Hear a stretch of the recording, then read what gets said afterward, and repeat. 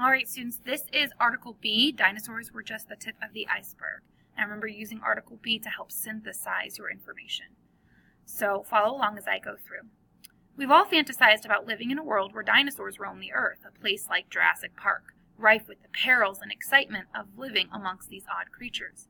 While it's safer for us now, what a shame that birds are the only living descendants of the dinosaurs that walked on two legs and included the infamous T-Rex.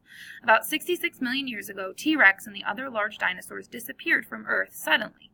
Their demise occurred over a period of several months, or at most years, a very brief period of time in geologic terms.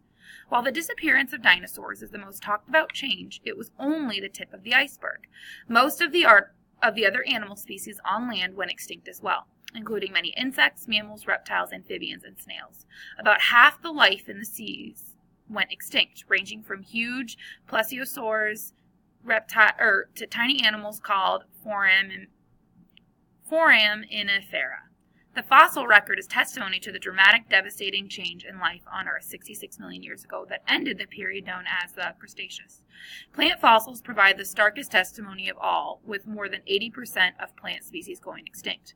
All the dominant species of the time disappeared, making for an overhaul of ecosystems. Find out more about what happened and how it happened.